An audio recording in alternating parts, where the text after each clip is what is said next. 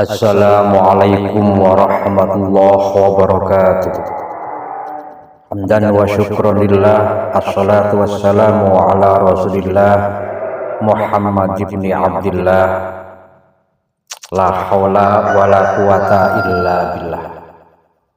Mateng sedaya sesepuh, bini sepuh, aji sepuh, kasepuhan samudayanipun ingkang tansah dalem takzimi. Ugi dumateng para yai sepuh ingkang wonten dusun, ingkang wonten desa, ingkang wonten kecamatan, minggah kabupaten, wilayah lan pusat ingkang tansah dalem cadong kaberkahanipun ilmu, ugi ingkang tansah pun paringi barokah yuswanipun. Sedulur sedunia nuswantara ingkang tansah dalem tresnani. Salam takzim saking Mbah Blangkon, Majelis Zikir lan Sholawat Miftahul Qulub Padepokan Girinawa Nuswantara lan ugi salam pitepangan saking komunitas santri Bling ingkang papan panggonipun wonten Desa Gumbelwetan, Kecamatan Susukan, Kabupaten Banjarnegara. Alhamdulillah ing enjang menika sampun wagah nggih menika ziarah wonten makamipun yang Karang Santri ingkang wonten Karangbenda, Desa Tegarroso, Kecamatan Parakan, Kabupaten Temanggung. Sakderma gegandulan nyadong kaberkahanipun yang Karang Santri wa zaujatihi wa dzurriyyah awafi silsilah. Monggo sinten ingkang kalores niti motor niti mobil wonten Karangbenda manglo dhangaken wekdal sowan dumateng beliau yang Karang Santri wa zaujatihi. Mekaten mawon anggenipun dalem derek matur dumateng panjenengan wonten kirang sae ugi kirang samudyanipun dalem nyuwun gunging pangapunten ingkang tanpa pepindhan. Afwan jidan. Assalamualaikum warahmatullahi wabarakatuh.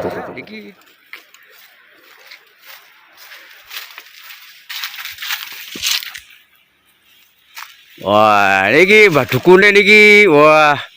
Oh, batire Mbah Blangkon iki srawung orang genah kabeh niki. Soan makamipun simbah Ki Santri, Karang Santri, tapi lakope Mbah Yi Santri. Niki makamipun.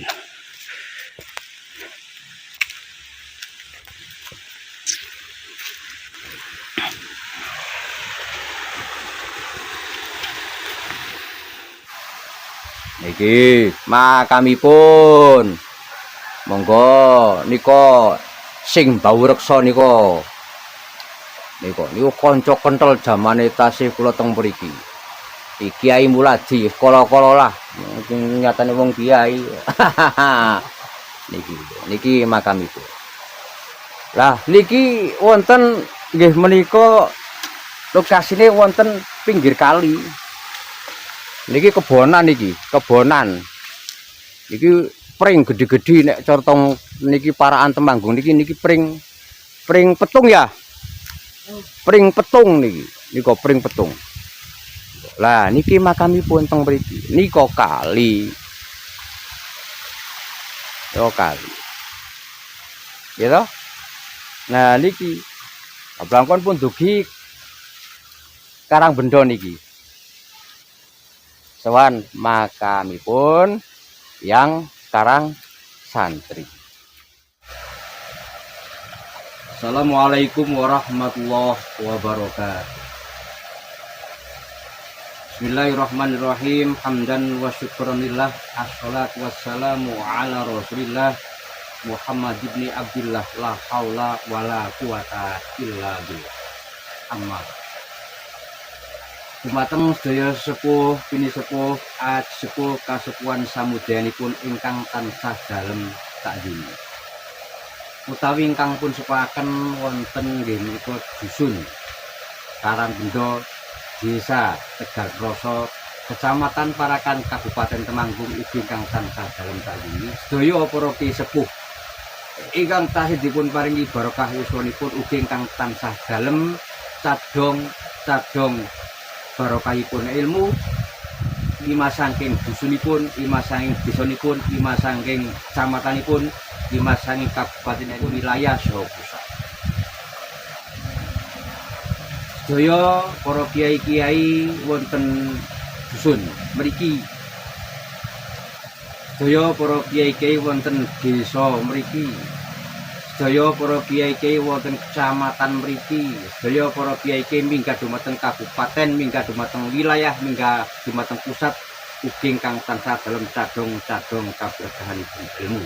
Dalem pikantuk izin berkah ridho saking Rama Biyung, saking simbah, saking buyut, saking cagar. Pingatuk kaberkahan saking Al-Maghfurah Simbah Kiai Munir Abdullah Wazaujati minggat dumateng Al-Maghfurah Simbah Kiai Hudori Wazaujati minggat dumateng Al-Maghfurah Simbah Kiai Dalar Watu Jamal Wazaujati lan sak bapa gurunipun beliau. Hingga ing sah punika ing siang punika dalem waget sowan dumateng makamipun inggih menika simbah Kiai Karang Santri. Kanthi boten amanggi alangan satunggalipun napa.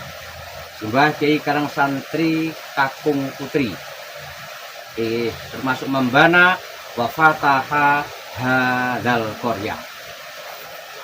Anggenipun dalam ziarah sak derma nggih menika namung begandulan kaberkahan saking beliau yang Karang Santri Wazaujatihi saha para kiai sepuh ingkang sampun sumare wonten dusun Karangbenda, desa Tegal Rasa. Saha para ingkang bubak lan mbawreksa wonten dusun-dusun lintunipun ingkang tasih wonten desa Tegal Rasa.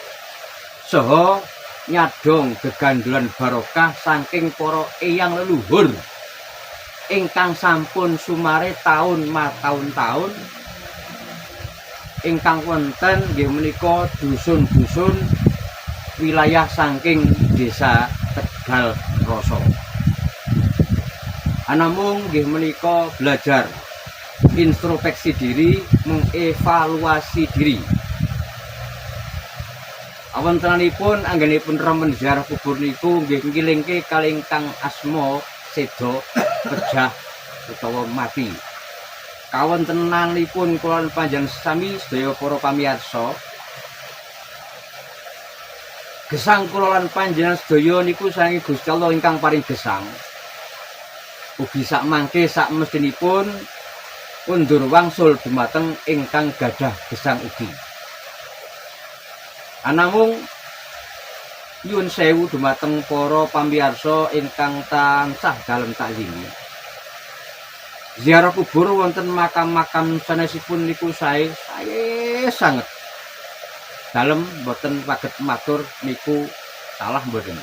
Ananging kathah-kathahipun anggenipun padha sami remen ziarah wonten walitisah napa wonten pundi kemawon kadang nglirwakaken kalih ingkang bubak lan mbawreksa desa. Kadang nglirwakaken kalih Rama Biyung ingkang sampun sumare, kadang nglirwakaken kalih simbahipun buyutipun syukur ketemu canggah, kadang ugi nglirwakake kalih kiai-kiai dusun ingkang nggih menika mulang-muluk dumateng kula panjenengan sami sedaya pamirsa nalikanipun nyambut berkah kalih kiai-kiai kampung dipun latih babakan wudu, dipun latih babakan juz amma, dipun latih carane salat sak piturutipun. Niku saderengipun tindak wonten makam-makam lintu di luar kecamatan, di luar kabupaten, monggo pun nyuwun idi pangestu palilah ridho lan berkah saking Rama Biyung ingkang sampun sumare.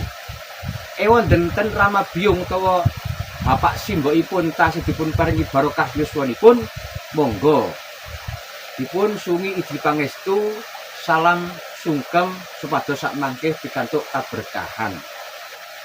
Kiai ingkang tasih dipun paringi barokah yuswanipun nggih dipun suwani silaturahmi supados pikantuk kaberkahan ingkang sampun sumare dipun kunjungi makbaripun ugi nyuwun idi pangestu pailah ugi nyadong kaberkahan.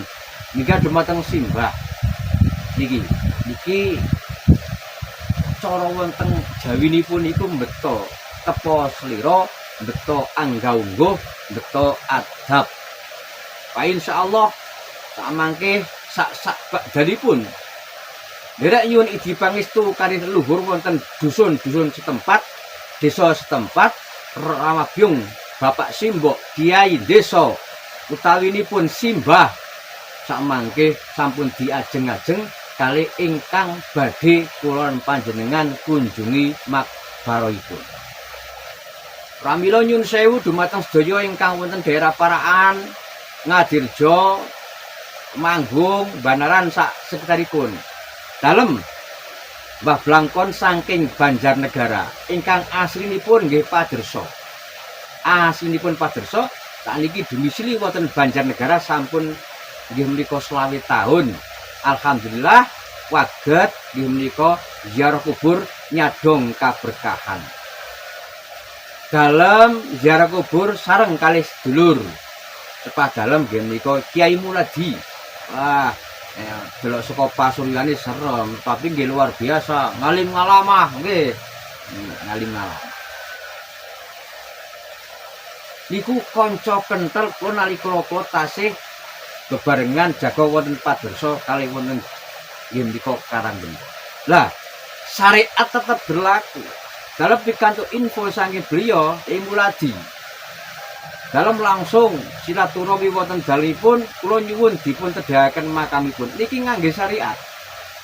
Sesuatu apapun niku kudu beto syariat. Tanpa beliau dalam boten ngertos makam wonten. Monggo ingkang tebih saking Banjarnegara pun sampun dumugi mriki nyadong geganjon barokah kalih beliau menika Eyang Karang Santri Kakung Putri mila sumangga ingkang saged dikanteni kanthi nggih menika yakin totalitas tak mangke insyaallah hasilipun waget totalitas. Monggo saged makamipun saged wonten mriki wonten kebon dapuran pring wonten lingkungan pring usuk gede-gede. Luar biasa makamipun. Aurane masih alami. Pramila monggo dalem sak mangke badhe foto, dalem sak mangke badhe video, sak mangke kula inggah wonten YouTube supados panjenengan sedaya para pamirsa mangertos bahwa kula sampun dumugi makam mriki. Nyadong barokah kemawon sama beliau, nyadong barokah kali Kyai Sepuh ingkang sampun sumare wonten mriki, nyadong barokah kali leluhur ingkang sampun nggih menika sumare tahun. Monggo digiataken latihan ziarah kubur supados kula panjenengan sedaya niku eling kali ingkang jeneng mati. Sepiro kuasane kula panjenengan sedaya pamirsa ngumpulna bondo donya ora bakal bisa kuat nyekeli nyawa. Pati niku ora ngerti papan panggonan. Pati niku ora ngerti wayah, pati niku ora ngerti detik, ora ngerti menit, ora ngerti jam, ora ngerti dino, ora ngerti pasaran. Wayahe mati nggih tetep mati. Pramila nalikane awake kula jenengan sami sehat wal afiat monggo kaginakaken ibadah donya nggih dipun ginakaken, ibadah akhirat ugi pun ginakaken tentunipun sesuai kalih bakat lan keahlianipun lan tentunipun sesuai kalih kadar kemampuan kula lan panjenengan semua. Ziarah kubur niku mesti barokah. Barokah itu tumuju dumateng pelakunipun, samangke tumuju dumateng garwanipun, samangke tumuju dumateng nggih menika putranipun, wayahipun ingkang anggadi jamaah tumuju dumateng jamaah, tumuju dumateng masyarakat dusun lan minggah dumateng nggih menika desanipun. Yo, salam takzim saking Majelis Zikir lan Sholawat Miftahul Qulub Padepokan Girinawa Nuswantara lan ugi salam pitepangan saking komunitas santri Beling 09 ingkang papan panggonanipun nggih wonten Desa Bumblong Wetan, Kecamatan Sukan, Kabupaten Banjarnegara. Mbah Blangkon hadir di Karanggendang. Ngeten mawon anggenipun dalem derek matur nyuwun gung pangapunten ingkang tanpa pepindhan. Mbok bilih anggenipun dalem matur kirang adab, kirang trapsila, kirang anggah, kirang ungguh, kirang suba, kirang seto, kirang nuju prana, kirang teplo sira, ugi kirang tata krama dalem namung manungsa biasa kathah kluputan nggih kathah sifat ingkang asma lali. Wonten kesaenanipun anggenipun dalem matur wonten panjenengan sedaya pamiyarsa wonten saenipun hakul yakin niku kersane saking Gusti Allah. Ora ana urip tanpa sandungan, ora ana masalah tanpa pungkasan ning judule tandang kudu nyawang. Ngajak tanpa perintah, nglarang tanpa nyegah. Gitu? Ora kudu padang, ananging sing penting murup. Dadi solusi aja dadi polusi. Niki gerakan Mbah Blangkon niku real. Artinipun media niku mboten ngapusi. Wonten foto, enten video. Pun ngeten mawon semangat dalam ziarah kubur. Salam sedunia Nuswantara saking Mbah Blangkon, saking Kiai Mulaji. Salam takzim, salam semangatan, salam keberkahan, salam ziarah kubur. Afwan jidan. Assalamualaikum warahmatullahi wabarakatuh.